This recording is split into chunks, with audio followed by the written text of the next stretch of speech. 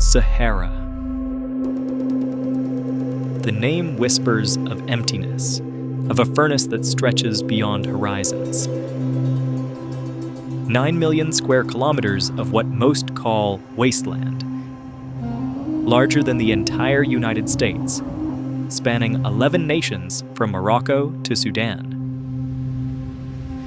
Here, summer temperatures soar past 50 degrees Celsius, hot enough to kill. Winter nights plummet below freezing. To most eyes, it appears as nature's cruelest joke: endless sand, relentless sun, and silence. But that vision captures only the surface. Beneath the dunes lies one of Earth's largest freshwater reserves, an underground ocean trapped in rock for thousands of years. Satellite imagery reveals the ghost outlines of ancient rivers, some wider than the Amazon. Hidden oases harbor ecosystems so isolated they've evolved species found nowhere else on Earth. Rock walls preserve ancient paintings of hippos, giraffes, and swimmers, proof that this desert was once green.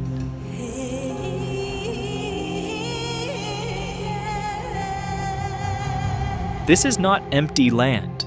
This is a living system, vast and interconnected, that has shaped our planet's story for millions of years. Most remarkable of all, the Sahara refuses to stay the same. Cycles older than human memory transform it from green savanna to barren desert and back again. What appears permanent is temporary. What seems dead pulses with hidden life. What looks simple reveals layers of complexity that scientists are only beginning to understand. The unseen Sahara holds secrets that challenge everything we thought we knew about deserts, about survival, about the delicate balance that keeps our world turning. To find them, we must look beyond the sand. This is Robert Beckham, and you are watching Earth Wonders.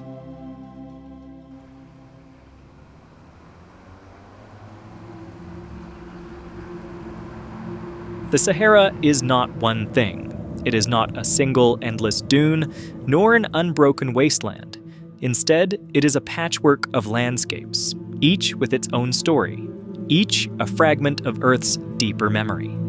To cross it is to move through a gallery of extremes, where every horizon looks like the last, yet no two regions are ever the same. Sand is the first image that comes to mind, and indeed, sand is here in quantities that defy imagination. But even that has limits. Only about 1/5 of the Sahara is covered by dunes. These seas of sand are called ergs, vast fields where the wind has sculpted waves that rise higher than cathedrals. Some dunes stretch nearly 600 feet, taller than the Washington Monument. They shift slowly, creeping forward year after year, swallowing roads, villages, even entire oases in their march. The dunes move so gradually that a human standing upon them sees no motion. Yet over decades, they advance like slow rivers of gold.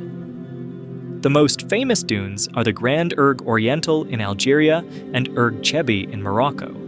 Travelers describe them as oceans frozen in midway, their crests razor-sharp in morning light, their slopes melting red at sunset. Yet dunes are only the beginning. Much of the Sahara is made not of sand, but of stone and gravel.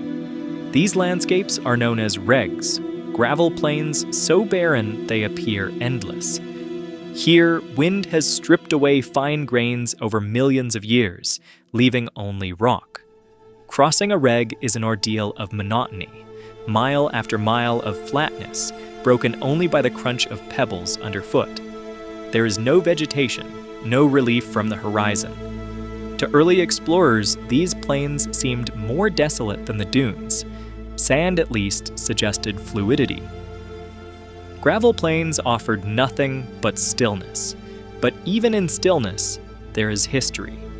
These plains are the fossilized remnants of ancient mountains, ground down by erosion, their dust carried away by winds that still blow today. Every pebble is a fragment of a story billions of years in the making, a once towering landscape reduced to silence. In places like the Tanez Rift on the border of Algeria and Mali, the silence is so absolute it unsettles even seasoned travelers. No bird, no insect, no echo but the sound of your own breath. Then, as if in defiance, the desert shifts again. Rising abruptly from the flatness are mountain ranges, black volcanic giants, remnants of ancient fire. Echo the Hogar Mountains in Algeria, the Tibesti in Chad, and the Aïr in Niger are the tallest and most dramatic. Some peaks climb above 3,000 meters, rivaling the Alps. Their jagged silhouettes look alien, their basalt crowns gleaming under the sun. In the Tibesti, dormant volcanoes such as Imi Koussi mark some of the highest points in the Sahara. In places, lava fields and craters give the impression of standing on another world, a lunar landscape dropped onto the desert. These mountains are more than scenery. They act as catchers of clouds. When rare rains drift across the Sahara, the highlands force the air upward, wringing out precious drops of water. Hidden valleys shelter springs and streams, sustaining pockets of green in a sea of brown. Some of these valleys, isolated for tens of thousands of years, have preserved unique species found nowhere else. In the shadows of volcanic peaks, the desert briefly softens. Between dunes, plains, and mountains lie the most precious of all desert treasures: oases.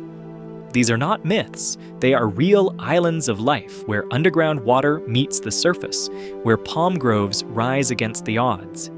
In Egypt's Siwa oasis, freshwater pools shimmer amid palms that have sustained life since antiquity. Here stood the Oracle of Amun, where Alexander the Great journeyed to be declared the son of Zeus. Across the Sahara, from Morocco to Libya, other oases form a lifeline of civilization. They allowed caravans to cross otherwise impassable distances, turning emptiness into corridors of trade. Without them, the Sahara would have been a barrier.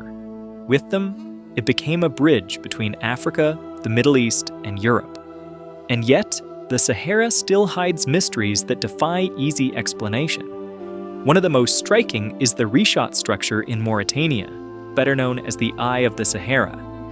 From the ground, it is little more than eroded ridges of rock, but from space, it is unmistakable, a perfect circle, 25 miles wide, etched into the earth like a cosmic fingerprint. For centuries, travelers barely noticed it, but astronauts immediately recognized its form. Some once speculated it marked the site of Atlantis. Today, geologists believe it is the eroded dome of ancient rock, formed by natural processes over millions of years. Yet its symmetry is so uncanny that mystery still clings to it. This pattern of extremes continues throughout the desert. In the far west, dry salt flats stretch white and blinding, the remains of vanished lakes. In the north, escarpments of limestone rise in sheer cliffs, carved into arches and natural bridges by the wind. In the central Sahara, the Tassili and Azure Plateau in Algeria holds another kind of wonder: caves and rock shelters adorned with ancient paintings. These murals, some 10,000 years old, show elephants, giraffes, and hippos, creatures that could never survive here today. The art is not just evidence of climate change, it is proof that this desert has worn many masks. Each landscape is a layer: dunes that move like slow rivers, gravel plains that preserve silence, mountains that pierce the sky, oases that pulse with improbable life, geological scars so vast they can only be seen from orbit. Together, they form a desert that is not uniform but kaleidoscopic, not barren but endlessly varied. And beneath it all runs a deeper truth. The Sahara is not still. Wind sculpts dunes every hour. Erosion grinds mountains to dust. Water, even in scarcity, carves valleys and feeds hidden springs. What seems eternal is always in motion. The desert is not frozen in time. It is a living landscape, restless and unfinished. For those who enter, the Sahara strips away illusion. It reveals the earth at its most elemental: stone, sand, sky, and the forces that bind them. To travel through its extremes is to read chapters of a story that began long before humanity and will continue long after. Our journey into the Sahara begins in Morocco, where the Atlas Mountains slope southward and the fertile landscapes of the north fade into drier plains. At first, the change is gradual. Valleys hold less water, the soil lightens in color, and villages spread further apart. Houses here are built from mud brick, blending into the earth itself. Then, without warning, the horizon transforms into dunes, vast, golden, and unbroken. This is Erg Shebi, one of Morocco's most striking gateways to the desert. Its dunes rise nearly 200 meters, their sharp crests catching the first light of morning, their slopes glowing under the midday sun, their shadows stretching long at dusk. To climb one is to understand how quickly scale disappears. The summit does not reveal an ending, only more waves of sand stretching further into the distance.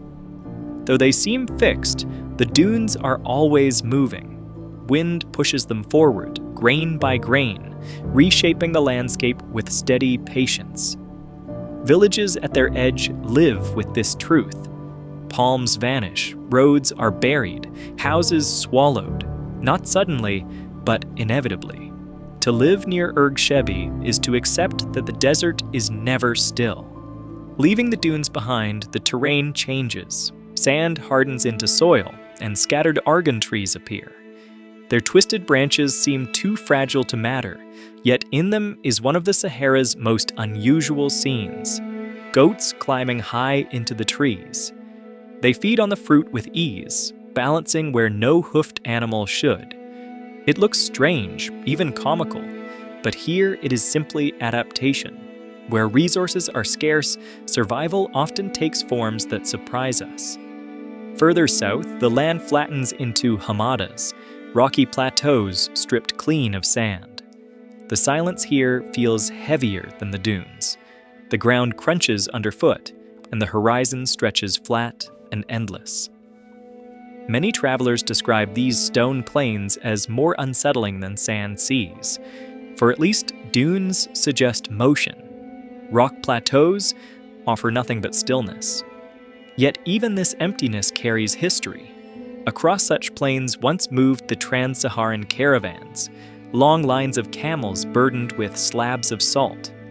Salt was survival. Without it, food spoiled, people weakened. Caravans carried it north to markets and returned with cloth, metals, and goods from distant lands. They also carried ideas, stories, and beliefs, making the Sahara not only a barrier, but a link between worlds. At night, their fires flickered beneath skies as clear as they are today. By morning, the wind erased every trace of their passage. Where water surfaced, life gathered. Morocco's oases have always been lifelines, green interruptions in an otherwise unforgiving desert. The Dra Valley is among the most impressive. Stretching nearly 100 kilometers, it is lined with date palms that shelter fields of wheat and barley. Villages rise beside the river, their walls made from the same earth that feeds the crops. But oases are fragile. Too little water and the palms dry. Too much and floods strip the soil. Generations have adapted with wells, channels, and terraces, finding balance between drought and flood. Each oasis is a reminder that survival here is never simple, always a negotiation with the desert itself. As evening comes, Morocco's Sahara shifts once again. The heat fades quickly. The dunes turn violet, then silver under the rising moon. Above them, the sky opens into an ocean of stars. The Milky Way blazes clear, the same guide that once led caravans across the darkness. This is the threshold of the Sahara, the point where North Africa becomes desert, where fertile land gives way to silence. Morocco opens the gate. The journey into the Sahara has only begun. Crossing east from Morocco, the Sahara grows wider and more imposing. In Algeria, the desert is not just a landscape, it is a continent within a country. Nearly 2 million square kilometers of Algeria are Sahara, almost 4/5 of the nation's territory. To travel here is to understand scale differently. Distance measured not in kilometers, but in days, sometimes weeks of emptiness. The first impression is the Grand Erg Oriental, one of the Sahara's greatest dune seas. From horizon to horizon, dunes rise and fall in golden waves. Their ridges sharpen in the morning light, then soften in the haze of afternoon. Winds shape them constantly, cresting and collapsing in slow, steady rhythm. Walk among them and perspective is lost. What looks close remains far, and what seems permanent shifts overnight. The dunes are both beautiful and disorienting, teaching that nothing here is fixed. Leaving the dunes, the desert changes character.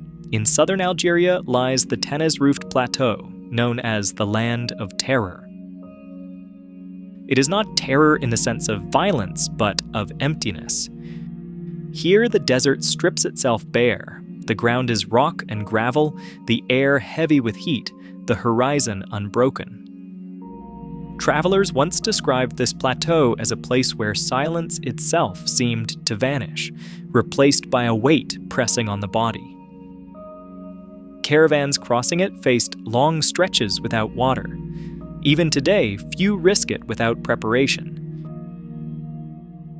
The Tanis-roofed is a reminder that the Sahara is not only dunes of postcard beauty, but also regions where survival is balanced on the edge of possibility. Yet Algeria's Sahara is not only desolation. Rising abruptly from flat plains are the Hagar Mountains, a striking contrast to the sands that surround them. Their dark volcanic peaks climb above 3,000 meters, their jagged silhouettes stark against the sky. Valleys between them hold springs and small ribbons of vegetation, rare but precious in this desert expanse. These mountains are more than dramatic scenery. They act as barriers that capture clouds, squeezing from them the little rain that drifts across the Sahara. To the northeast lies one of the Sahara's most extraordinary places, the Tassili and Ajar Plateau. It is a maze of canyons, cliffs, and arches carved by wind and time. From above, it looks like a labyrinth of stone. Up close, it feels like a city sculpted by natural forces. But Tassili is not only remarkable for its geology. On its walls are painted thousands of figures: giraffes, elephants, antelopes, and people swimming through water. These paintings are thousands of years old, created when the Sahara was green. The images show a world almost unrecognizable compared to today. Around 10,000 years ago, this land held rivers, lakes, and savannas. Herds of animals roamed across grasslands, and human communities thrived. The paintings are evidence of the African humid period, when monsoon rains reached farther north. Then, around 5,000 years ago, the climate shifted. The rains retreated, lakes dried, and grasslands gave way to desert. The Sahara as we know it emerged.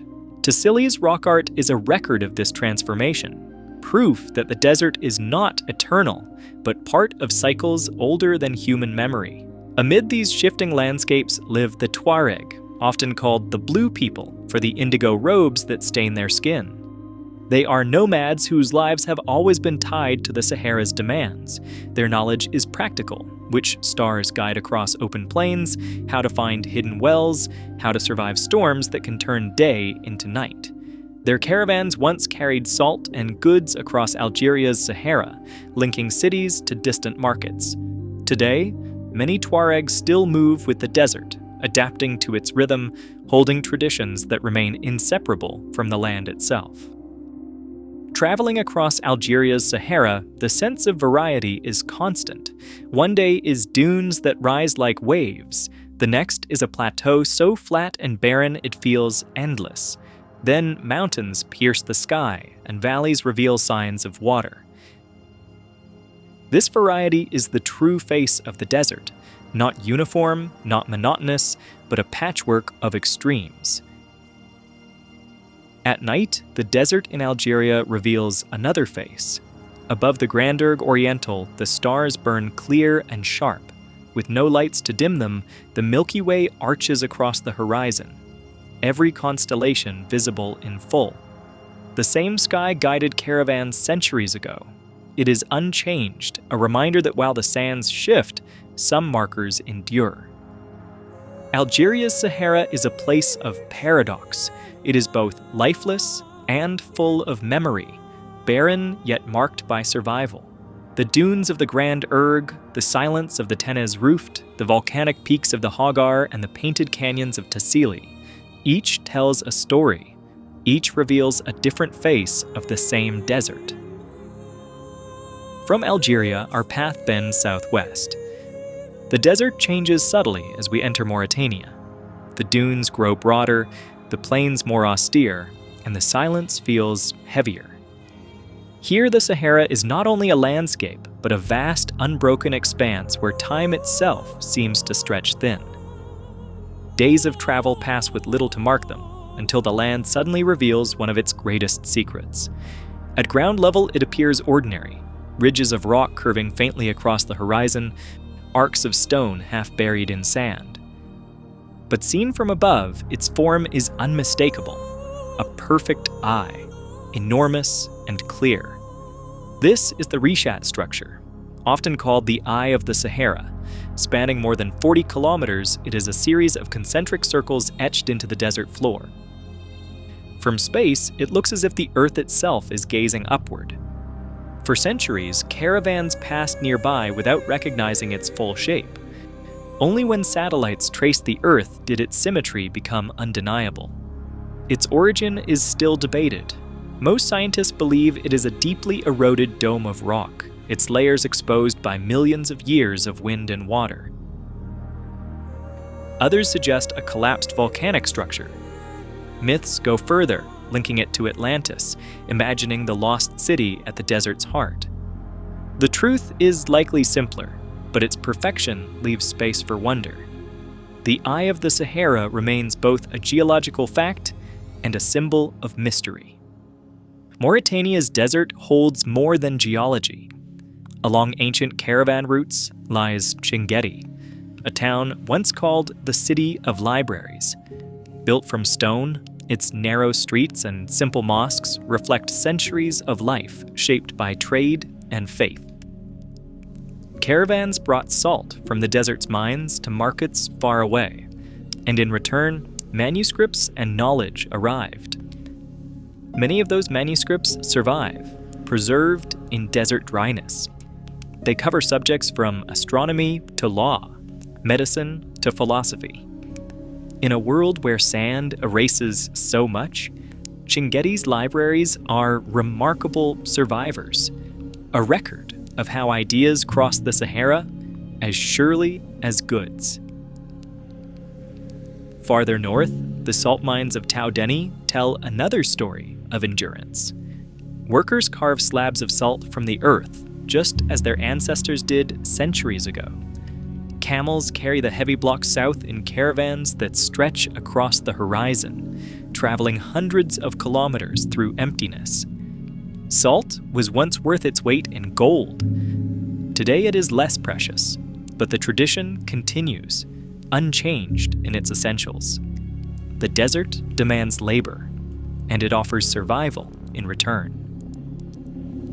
For Mauritania's nomads, the desert is not mystery, but home. Families travel with tents of woven goat hair, moving with their herds in search of water and pasture. Camels are wealth, transport, and lifeline. Knowledge of wells and grazing routes is passed down carefully, for mistakes here can be fatal. Life is shaped by scarcity. Every resource is guarded, every drop of water shared. Yet there is resilience in this simplicity. To live in Mauritania's Sahara is to accept its rhythm. Harsh by day, cold by night, yet always guiding those who listen to its demands. What strikes most in Mauritania is silence. Dunes roll endlessly, broken only by occasional plateaus or ridges. Wind is the only constant sound. At night, the stars are overwhelming, their clarity unmatched. The Milky Way arches above the desert, mirrored faintly in the pale rings of the reshot below. To sit here is to feel both the vastness of the cosmos and the intimacy of Earth's memory. The eye is not visible from the ground in full, but its presence is felt, a reminder that beneath the sand lies a record larger than human history. The desert does not explain itself. It does not need to. It simply endures, revealing pieces of its past to those who search. From Mauritania, we turn east. The Sahara stretches on without pause, and soon we cross into Libya. Here, the desert seems even more remote, a land of dunes, stone, and silence that dominates nearly the entire country. Yet within this emptiness are some of the Sahara's most surprising features: hidden lakes, ancient cities, and evidence of civilizations that once flourished where survival should have been impossible. The most striking first impression is the Ubari Sand Sea.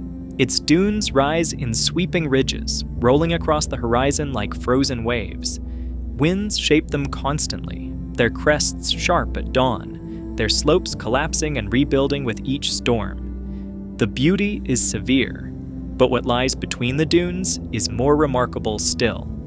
Scattered across the Ubari are small lakes, clear, still pools ringed by palms. Their waters shimmer in the sun, reflecting sky and sand in perfect mirror. These lakes are remnants of a greener age, fed by fossil aquifers far below the surface. Thousands of years ago, when rains were heavier, they were part of a network of rivers and wetlands. Today, they survive as isolated pockets, shrinking slowly under the pressure of evaporation. To stumble upon one after days in the dunes is to feel disbelief. Yet they are real, reminders that the Sahara once held water in abundance. The existence of water has always been the difference between life and death here. 2,000 years ago, an ancient people called the Garamantes built a kingdom in the Fezzan region of Libya. To outsiders, they seemed improbable, a society thriving in the desert's heart, trading with Carthage and Rome. The secret to their success lay underground. The Garamantes constructed fogaras, underground tunnels that tapped hidden aquifers. Gravity carried the water to the surface, feeding fields of wheat, barley, and dates. In a land that seemed barren, their ingenuity created agriculture and supported cities. The fogaras stretched for kilometers, engineering achievements as impressive as any aqueduct. Over centuries, the aquifers weakened and the climate dried. Without water, the cities declined. Today, the ruins remain, half buried in sand. Walls, streets, and tombs still mark where life once thrived. The Garamantes remind us that the Sahara is never truly empty. It can be conquered for a time, but only by those who understand its rhythm. Libya's Sahara also formed part of the Great Trans-Saharan Trade Network.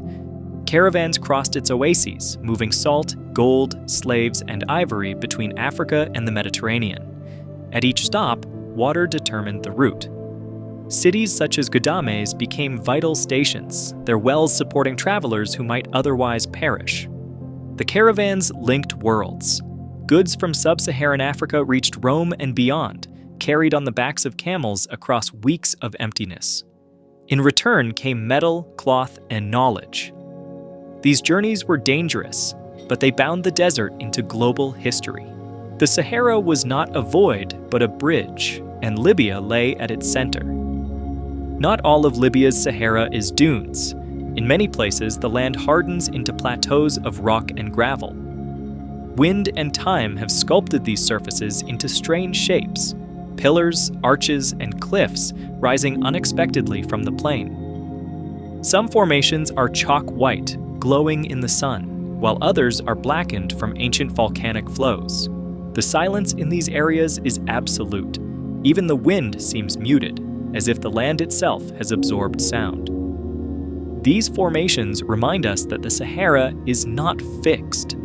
It is the product of constant change. Rivers that carved valleys, volcanoes that erupted and cooled, winds that shaped stone into sculpture. What we see today is only one moment in a process still unfolding. For modern communities, life in Libya's Sahara remains tied to oases. Water comes from wells, often drawn from the same deep aquifers tapped by the caravans. Dates are still cultivated, goats still herded, caravans of camels still seen, though less often now. In towns, dunes press against walls, creeping forward year by year. Roads must be cleared constantly to keep them open. The desert does not stop. It only waits. Families who live here know that survival depends on respect. Nothing is wasted. Every drop of water is measured. Each decision acknowledges the desert's power. The people adapt, as they always have, to a land that gives little, but gives enough. The desert also acts as a vault. Its dryness has kept fossils, artifacts, and ruins intact for thousands of years. Mayans of fish lie in stone where no water has flowed for ages. Petrified forests stand silent, their trunks turned to rock. Ancient inscriptions survive in caves, untouched by weather that would erase them elsewhere. Libya's Sahara, like other parts of this great desert, is both eraser and protector. It destroys cities, but preserves their outlines. It removes life, yet guards its memory. In this paradox lies the essence of the Sahara. From Libya, we travel east, and the Sahara stretches on. Yet in Egypt, the desert becomes something more than sand and stone. Here, it is not only a landscape, but a partner to history, a force that shaped one of the greatest civilizations on Earth. The Sahara's presence beside the Nile determined Egypt's destiny. It protected, it preserved, and in its silence, it still tells stories that stretch across thousands of years. Most of Egypt lies outside the Green Valley of the Nile. Beyond the river's fertile strip, the western desert extends for nearly 2/3 of the country. A vast expanse of dunes, gravel plains, and rocky plateaus. To step into it is to leave behind the crowded banks of the Nile and enter a world almost unchanged since antiquity. At first, the land seems bare, sand stretching into horizons, rock ridges glowing under the sun. But scattered across this desert are oases, rare breaks in the monotony where underground water surfaces. These green islands have supported life for centuries. Without them, Egypt's deserts would have remained untraveled. With them, the Sahara became a corridor, linking Nile civilization to lands far beyond. Among these oases, none is more famous than Siwa, located deep in the desert near the Libyan border. Enclosed by dunes, Siwa is a pocket of green, where palms crowd around pools of clear water. For thousands of years, people here have lived by tending gardens of dates and olives, their lives shaped by the balance between water and sand. But Siwa's true claim to fame lies in history. In the 4th century BCE, Alexander the Great traveled here across the desert to consult the oracle of Amun. At the temple, priests declared him the son of Zeus, confirming his divine right to rule. That pronouncement, born in a remote oasis, echoed across empires. Today, the temple lies in ruins, but the story endures. A reminder of how even the most remote corner of the Sahara could shape the course of the world. Traveling eastward, the desert takes on a new appearance. The White Desert stretches out in strange formations, carved not of sand, but of chalk and limestone. Over time, wind and rare rain have sculpted the rock into shapes that resemble towers, animals, even giant mushrooms. At sunrise, the formations glow pink. At noon, they dazzle white. At dusk, they blush orange before fading into shadow. The White Desert feels less like wilderness and more like a natural gallery. Each shape is a monument to time and erosion. Standing among them, You sense the desert's creativity, a place where stone itself seems alive, reshaped each day by forces too slow for the eye to notice. Far to the south, on the border with Libya and Sudan, rises the Gilf Kebir Plateau. Remote and difficult to reach, it towers above the desert floor like a fortress of stone. Its cliffs and canyons are stark, but within them lies one of the Sahara's most important records of the past. In 1933, explorers discovered the Cave of Swimmers here. Its walls are painted with figures of humans moving through water. Alongside them are giraffes, antelopes, and cattle, scenes of life in a landscape very different from today. These paintings are at least 8,000 years old. They capture the African humid period, when monsoons reached farther north and the Sahara was alive with rivers and lakes. Standing in the cave today, surrounded by bare desert, the images feel like a contradiction. Yet they are proof of the Sahara's cycles: green one age, dry the next. The desert is not eternal in its barrenness. It is always in motion, reshaped over millennia by shifts in climate. For ancient Egypt, the desert was not simply a backdrop, it was a shield. On the west, the Sahara acted as a natural barrier, protecting the Nile Valley from invasion. But the Sahara did more than protect. Its winds carried dust rich in minerals, depositing it onto the Nile floodplain. Each year, the river's inundations spread this dust across the fields, fertilizing the soil. Without it, Egyptian agriculture would not have been as productive. The desert also provided stone. Quarries at its edge yielded the limestone, sandstone, and granite used to build temples and pyramids. Even the placement of tombs and monuments reflects the desert's influence, aligned with horizons shaped by dunes and cliffs. In many ways, Egypt's civilization was not only beside the Sahara, but inseparable from it. What makes the Sahara in Egypt unique is its role as preserver. Scrolls, mummies, and artifacts have survived in desert tombs for thousands of years, untouched by humidity. In this way, the desert acts as a vault, erasing much, but guarding what it spares with unmatched patience. This paradox defines the Sahara. It destroys cities but preserves their memory. It removes abundance yet records the traces of it. It is both enemy and archivist. Egypt is often seen as the Nile's gift, but it was also the desert's. The tension between river and sand shaped the culture's resilience.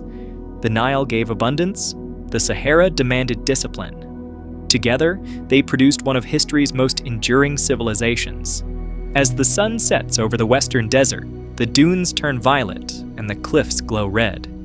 The heat fades quickly, replaced by a chill that seeps through stone. Egypt's Sahara reminds us that deserts are not voids, they are forces. Protectors, destroyers, preservers, teachers. They shape human destiny in ways that cannot be ignored. The Sahara is larger than nations, older than civilizations, and deeper than memory. We have crossed it in chapters: dunes, mountains, oases, pyramids. But the desert itself knows no divisions. Borders vanish here. What stretches across 11 countries is in truth one vast system, bound by silence, wind, and time. The Sahara is not empty. It is a keeper of memory. In its caves, giraffes and hippos are painted on stone, reminders of a time when rivers flowed and grasslands stretched where sand now reigns. In its valleys, pyramids rise from the dust, spared by the very winds that erased the cities around them. In its oases, water has sustained life for centuries, proof that even in scarcity, endurance is possible. The desert erases, yet it also preserves. It is both destroyer and guardian. The Sahara is also an engine. Its dust fertilizes distant forests. Its heat drives winds that shape monsoons. Its cycles of greening and drying have steered migrations and shaped civilizations.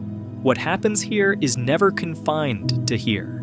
A grain of sand carried by the wind is a reminder that this desert connects continents. But beyond science and history, the Sahara is a mirror. To sit beneath its stars is to feel time collapse. The same constellations that guided caravans still blaze. The same silence that guarded ancient kings still endures. This is Robert Beckham, and you are watching Earth Wonders.